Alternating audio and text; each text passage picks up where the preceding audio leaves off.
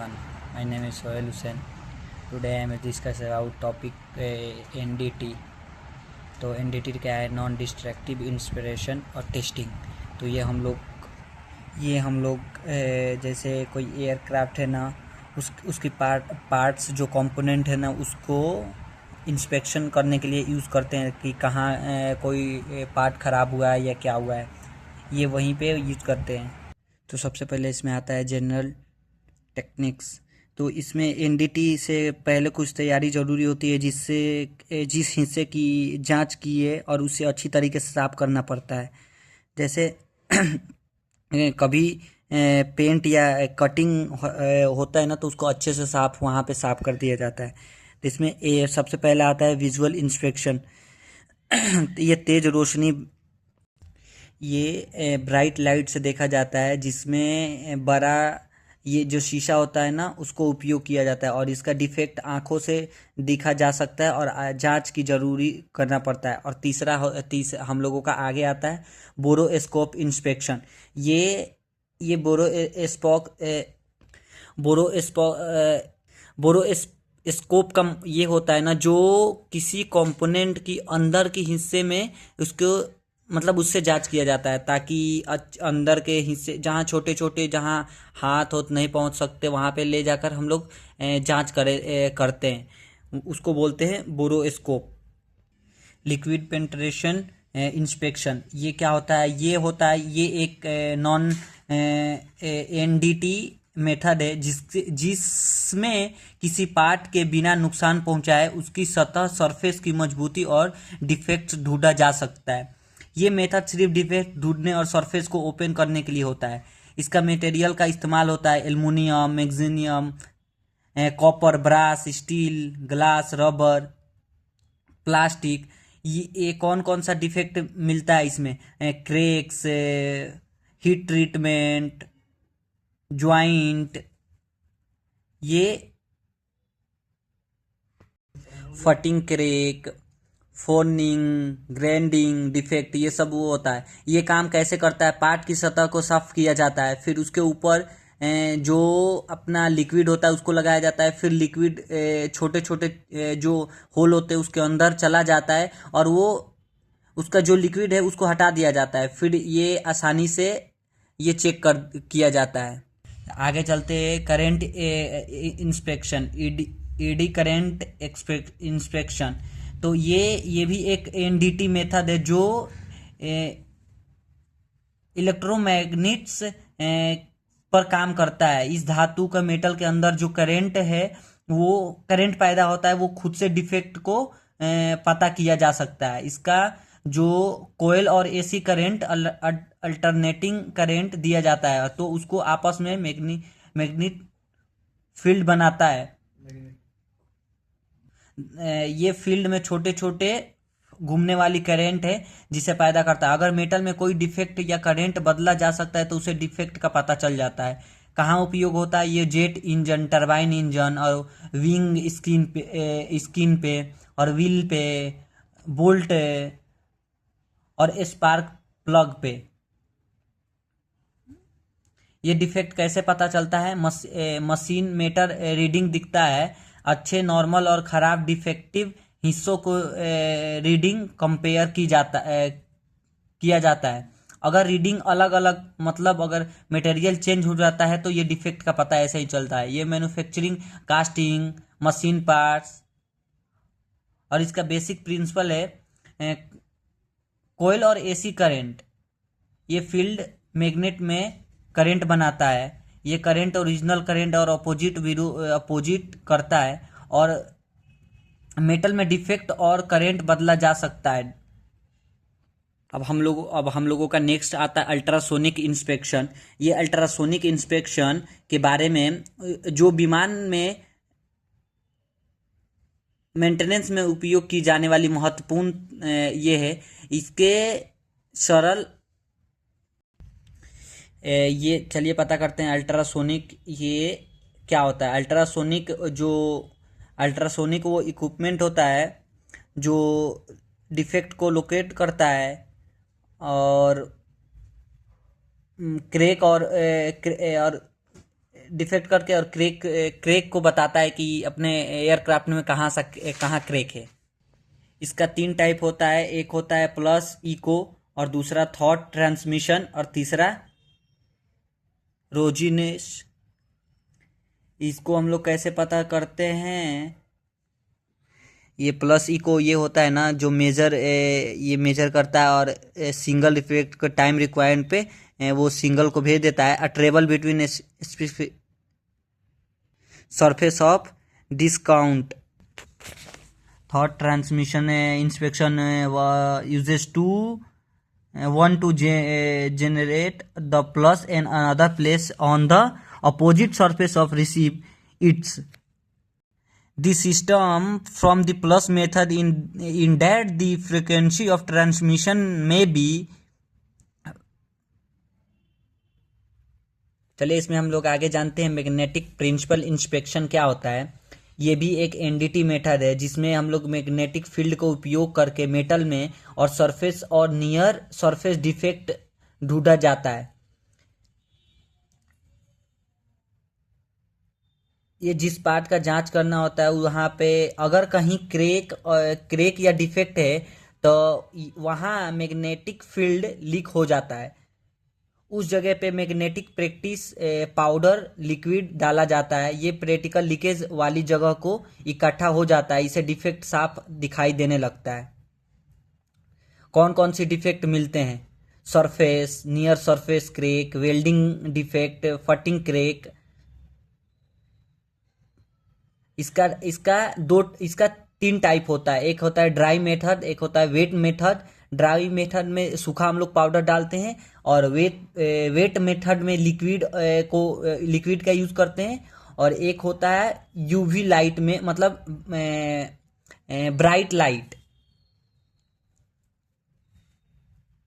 इसका एडवांटेज ये है जल्दी और आसान में, मतलब जल्दी हो जाता है। और जो सरफेस होता है ना, नियर सरफेस और सरफेस, उसका डिफेक्ट डिटेक्ट करता है, क्रेक के लिए बहुत इफेक्टिव है। फिर हम लोगों का नेक्स्ट है इफेक्ट ऑफ फ्लक्स डायरेक्शन। ये क्या होता है? ये एमपीआई में फ्लक्स डायरेक्शन यानी मैग्नेटिक फील्ड का दिशा मतलब उस डायरेक्शन में जाता है तो इसका डिफेक्ट डिटेक्ट होने पे बड़ा आसान पड़ता है। जैसे डिफेक्ट तभी क्लियर दिखाई देता है जब मैग्नेटिक फ्लक्स और परपेंडिकुलर 90 डिग्री हो। इसका भी अलग अलग केस है, जैसे फ्लक्स डिफेक्ट जो 90 डिग्री होता है, मैग्नेटिक फील्ड क्रेक और क्रॉस फ्लक्स लीकेज। ये फ्लक्स डिटेल्स पैरेलल, ये मैग्नेटिक फील्ड क्रेक के साथ साथ चलता है। लीकेज बहुत कम या नहीं होता है, डिफेक्ट नहीं दिखाई या बिल्कुल हल्का दिखना। फ्लक्स का 45 एंगल, ये लीकेज कुछ हद तक होता है।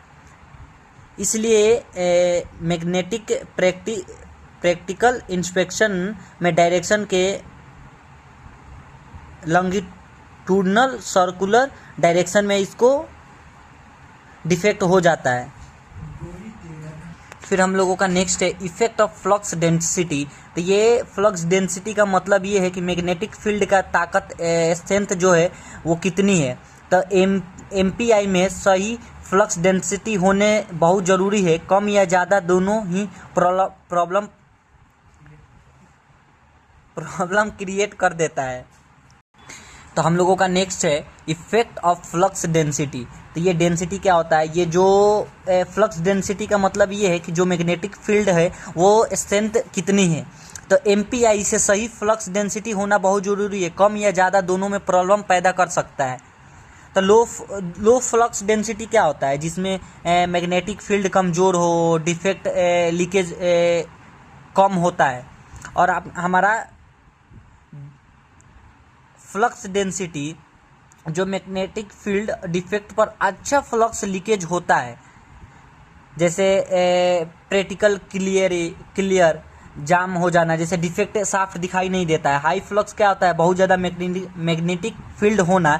और प्रैक्टिकल्स हर जगह अट्रैक्ट होने लगता है। जैसे बैकग्राउंड नॉइस बढ़ जाता है, फ्लक्स इंडिकेशन डिफेक्ट जो गलत सिग्नल मिलता है। तो हम लोगों को इसमें सबसे आसान सबसे इजी ये है कि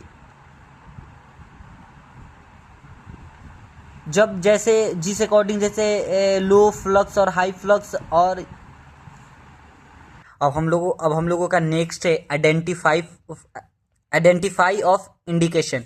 तो ये जो हमारा मैग्नेटिक फील्ड इंस्पेक्शन है, उससे मैग्नेटिक प्रैक्टिस जमा होकर पैटर्न बनता है, उसे हम लोग आइडेंटिफाई ऑफ इंडिकेशन कहते हैं। जैसे इंडिकेशन कैसे बनता है, जब किसी पार्ट में क्रैक या डिफेक्ट होता है, ये मैग्नेटिक फ्लक्स लीकेज होता है, तो मैग्नेटिक प्रैक्टिस उस जगह पे इकट्ठा हो जाता है, इसके एक विजुअल पैटर्न बनता है, उसी को हम इंडिकेशन कहते हैं। ये दो तरीके के इंडिकेशन होता है, एक ट्रू इंडिकेशन, एक फॉल्स इंडिकेशन। तो हम लोग सबसे पहले जानते हैं ट्रू इंडिकेशन क्या होता है। तो ट्रू इंडिकेशन जो वो होता है कि वास्तव में डिफेक्ट की वजह से बनता है, जैसे क्रैक, सीम। और फॉल्स इंडिकेशन क्या होता है, जैसे sharp corner, threads, surface roughness, ऐसे बनता है। ये आगे हम लोग जानते हैं fix non portable general purpose unit. ये क्या होता है, ये एक बड़ी फिक्स मशीन होती है जिसे मैग्नेटिक में प्रैक्टिकल इंस्पेक्शन के लिए यूज़ किया जाता है। ये एक जगह इंस्टॉल होता है और ये इधर उधर ले जाया जा सकता है बहुत ईजी। इसका मुख्य ये इसमें कौन कौन सी चीज़ें होती है, स्टेशनरी, जैसे वर्कशॉप और लैब में फिक्स रहता है। और ये दूसरा होता है हाई करंट कैपेसिटी, जो मजबूत स्ट्रॉन्ग मैग्नेटिक फील्ड बनाता है और एसी और डीसी दोनों में सप्लाई दे सकता है। छोटे छोटे पार्ट्स का इंस्पेक्शन कर सकता है। इसमें क्या क्या होता है, power supply unit, magnetic coils, contract heads, control panel. ये कहाँ कहाँ यूज होता है, एयरक्राफ्ट मेंटेनेंस वर्कशॉप में, मैन्युफैक्चरिंग इंडस्ट्रीज में और बड़े बड़े कंपोनेंट्स की टेस्टिंग में। इसका फ़ायदा क्या है, स्ट्रॉन्ग और uniform magnetic field, accurate resulting large component inspection किया जा सकता है। इसका डिसएडवांटेज क्या है, पोर्टेबल नहीं होता है, जैसे एक जगह फिक्स रहता है, कॉस्ट ज़्यादा होता है और फील्ड इंस्पेक्शन के लिए सूटेबल नहीं है। तो हम लोगों का है पोर्टेबल जनरल पर्पस यूनिट। ये क्या होता है, ये मैग्नेटिक इंस्पेक्शन में इस्तेमाल होने वाली पोर्टेबल, आसानी से ले जाने, मतलब कहीं फील्ड में, मतलब ये फिक्स नहीं होता है। इसका एडवांटेज क्या है, ये हल्का और पोर्टेबल होता है और इसका फील्ड इंस्पेक्शन के लिए बेस्ट है। और ये एसी सप्लाई पर काम करता है। कुछ यूनिट में डीसी ऑप्शन भी होता है, बट यूज़ करने के लिए क्विक स्टेप होता है। इसमें क्या क्या होता है, इसमें पावर केबल होता है, बैटरी होता है, हैंड हेल्ड प्रोब्स होता है, स्विच ऑफ ऑन कंट्रोल होता है, मैग्नेटिक संपर्क पोल्स होता है। तो हम लोगों का नेक्स्ट है इंडिकेटिंग मीडियम्स। तो ये indicating mediums metal magnetic practical inspection में डिफेक्ट का विजिबल देखने के लिए यूज़ किया जाता है। ये कैसे काम करता है, पार्ट्स को मैग्नेटाइज किया जाता है, डिफेक्ट पे फ्लक्स लीकेज होता है, इंडिकेटिंग मीडियम उस जगह पे जमा हो जाता है। ये भी ये 4 तरीके के होते हैं, एक ड्राई मेथड, एक वेट मेथड, एक होता है यूवी और एक होता है विजुअल। तो ड्राई क्या होता है, जहाँ फाइन मैग्नेटिक पाउडर यूज होता है, एयर से स्प्रिंकल किया जाता है और रफ सरफेस पे अच्छा काम करता है। वेट मेथड क्या होता है, प्रैक्टिकल लिक्विड ऑयल वाटर में मिला दिया जाता है और सरफेस पे स्प्रे किया जाता है और स्मूथ सरफेस पे ज़्यादा इफेक्टिव है। और तीसरा यूवी अल्ट्रा बोल्ट लाइट में चमकता है, डार्क रूम में यूज होता है। विजिबल रेड ब्लैक रंग का प्रैक्टिकल नॉर्मल लाइट में देखा जाता है, फील्ड वर्क में सबसे ज़्यादा उपयोग हुआ होता है। हम लोगों का नेक्स्ट है रेडियोग्राफी। तो रेडियोग्राफी ये भी एनडीटी है मेथड है, जिसे एक्सरे या गेमा रे का उपयोग करके किसी मेटल का डिफेक्ट का पता कर सकते हैं कि वहाँ पे क्रैक आया है कि नहीं है। जैसे एक्सरे हम लोगों का होता है ना, वैसे ये भी एक्सरे करके देख सकते हैं कि किसी मेटल में डिफेक्ट है या नहीं है। ये काम करने का काम कैसे करता है, एक तरफ रेडिएटर सोर्स होता है जिसे एक्सरे रखा जाता है, दूसरी तरफ फिल्म या डिजिटल डायरेक्टरल होता है, रे मटेरियल के अंदर से जाता है। ये डिफेक्ट क्रैक होता है, ये एक्सरे से पता चल जाता है। इसमें कौन कौन सी डिफेक्ट होती हैं, इंटरनल क्रैक, वेल्डिंग डिफेक्ट्स। ये कहाँ उपयोग होता है, welding inspection, aircraft parts, pipelines, casting और फॉर्गिंग पार्ट्स। इसका एडवांटेज क्या है, इंटरनल डिफेक्ट डिटेक्ट करता है, इसका परमानेंट रिकॉर्ड होता है और हाई एक्यूरेसी है। इसका डिसएडवांटेज क्या है, सेफ्टी प्रिकॉशन जरूरी है, ये कॉस्ट ज़्यादा है, टाइम भी ज़्यादा लगता है। हम लोगों का इसके आगे रेडियोग्राफी इंस्पेक्शन कैसे करते हैं, तो सबसे पहले ये जानते हैं कि रेडियोग्राफी इंस्पेक्शन ये भी एनडीटी है। तो ये एक्सरे का उपयोग करके मटेरियल पार्ट्स के अंदर इंटरनल डिफेक्ट को नुकसान पहुंचा सकता है। ये काम कैसे करता है, एक तरफ से एक्सरे ट्यूब या गेम सोर्स रखा जाता है, दूसरी तरफ से वही फिल्म डिजिटल डायरेक्टर होता है और रे पार्ट्स के अंदर से गुजरता है। और इसका कौन कौन से डिफेक्ट है, इसका भी वही है, इंटरनल, वेल्डिंग और खाली जगह को। ये कहाँ उपयोग होता है, ये भी welding inspection, aircraft parts, pipeline, casting और फोर्गिंग कंपोनेंट्स पे। इसका फ़ायदे क्या है, डिफेक्ट को क्लियर दिखता है और परमानेंट रिकॉर्ड मिलता है। कॉम्प्लेक्स पार्ट्स के लिए यूज़फुल है। और इसका डिसएडवांटेज यही है कि ये बहुत डेंजरस है, सेफ्टी प्रिकॉशन जरूरी है, कॉस्ट भी ज़्यादा है, टाइम भी इसमें भी ज़्यादा लगता है।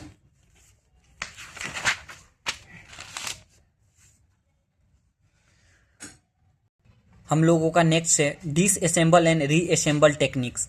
तो ये खोलना और वापस से जुड़ने की जुड़ता है। ये एयरक्राफ्ट इंजन की किसी मशीन के पार्ट्स में डिसअसेंबल और फिर से तरीके से वापस रीअसेंबल किया जाता है। तो डिसअसेंबल की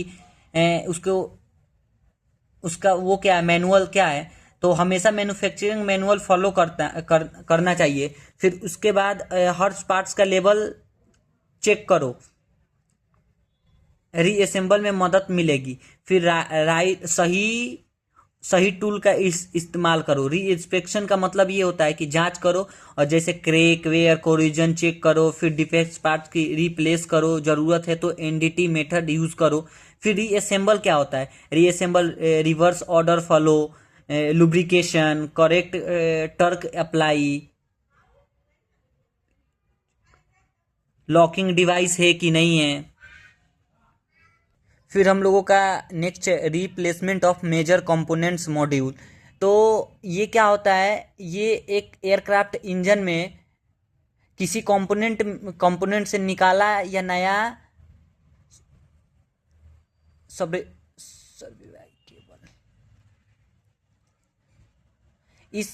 इस मॉड्यूल रिप्लेसमेंट या LRU line cable unit change भी किया जाता है। इसका मेजर कंपोनेंट मेथड है engine module, gear box, fuel system unit, hydraulic pump, avionics unit. इसको भी वैसे ही यूज करना है। पहले अपने सेफ्टी प्रिकॉशन का ध्यान दो, मेंटेनेंस मैनुअल पढ़ो, सही टूल का यूज करो, और power, fuel, hydraulic supply disconnect कर दो। फिर हम लोगों का नेक्स्ट है disassemble and reassemble of major component. ये क्या होता है, तो ये एयरक्राफ्ट इंजन सिस्टम में जो मेजर कंपोनेंट्स है, जैसे gear box, engine module, pump को सेफ तरीके से डिसअसेंबल, इंस्पेक्ट और रीअसेंबल, मतलब सही तरीके से खोलना और सही तरीके से जुड़ना। तो इसका भी वही है, मैनुअल पहले मेंटेनेंस मैनुअल फॉलो करो, फिर पावर फ्यूल हाइड्रोलिक लाइन से जो उसको डिस्कनेक्ट कर दो, फिर wire wire wireless pipes parts, फिर सही टूल का इस्तेमाल करो। इसमें इसमें भी इंस्पेक्शन कर लो कि उसमें क्रैक है कि नहीं है, जैसे क्रैक वेयर करोजन चेक करो, बियरिंग सील्स गियर इंस्पेक्शन करो, डिफेक्ट पार्ट्स को रिप्लेस करो, और ज़रूरत है तो एनडीटी एमपीबी यूटी आदि यूज़ कर सकते हो। इसका भी रीअसेंबल का वही सेम है। फिर हम लोगों का नेक्स्ट है disassemble and reassemble of minor component. ये क्या होता है, ये भी माइनर कंपोनेंट जैसे filter switches small pumps fitting, इसके लिए ये सेफ से मतलब एकदम सेफ्टी से खोलना, रीअसेंबल डिसअसेंबल और रीअसेंबल की ज़रूरत होती है। इसका भी सेम ही है कि मेंटेनेंस मैनुअल फॉलो करो, जो वो चीज़ हो वहाँ पे ना रखो, सेम ही उसमें भी सेम ही है। तो इसके आगे हम लोगों का है बेसिक डिसअसेंबल रीअसेंबल टेक्निक। तो ये भी वही है कि जैसे डिसअसेंबल जांच और फिर से सही तरीके से जोड़ना, और रीअसेंबल स्टैंडर्ड प्रक्रिया करना, इसका भी मेंटेनेंस मैनुअल फॉलो करो, वही करो। और इसमें दूसरे चीज़ है कि जो क्लीनिंग इंस्पेक्शन है, सफाई की जांच करो, जैसे पार्ट्स को क्लीन करना, क्रैक वेयर करोजन चेक करो, डैमेज पार्ट को रिप्लेस करो, रीअसेंबल से वापस कर दो। और फिर इसका चौथा टेस्टिंग करो, जैसे टेस्ट करो लीकेज वाइब्रेट चेक करो, प्रॉपर ऑपरेशन से उसको जोड़ दो फिर से। फिर आगे discarding of parts, a number of item when they are removed from the original position have to discard the ones only combination of manufacture together when normal engineer practical. तो ये क्या होता है, डिस्कार्डिंग ऑफ पार्ट्स का मतलब ये है कि जो परमानेंट हटा देना अब उपयोग के लिए नहीं है, उसी को हम उसको ना रिपेयर और रीयूज किया जा सकता है, उसी को हम डिस्कार्डिंग ऑफ पार्ट्स बोलते हैं।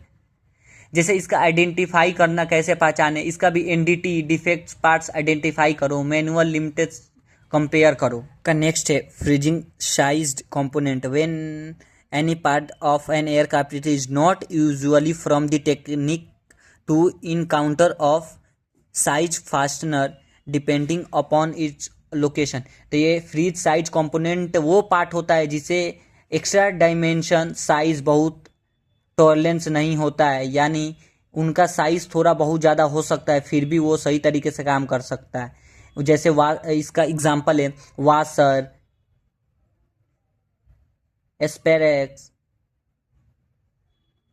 Packing materials. इसका एडवांटेज है मेजरमेंट क्रिटिकल नहीं होता है, आसान तरीके से एडजस्टेबल और रिप्लेस किया जा सकता है, फिटिंग और फ्लेक्सिबिलिटी होता है। इसका डिसएडवांटेज गैप फिल करने के लिए, अलाइनमेंट एडजस्ट करने के लिए, सपोर्ट या स्पेसिंग देने के लिए। फिर से अब आगे हम लोगों का assemble of an aircraft parts and component should only be do will following the manufacture instruction. मतलब ये होता है कि जैसे असेंबल जो एयरक्राफ्ट्स में जो मैन्युफैक्चर मैनुअल में है वैसे ही उसको असेंबल कर दो।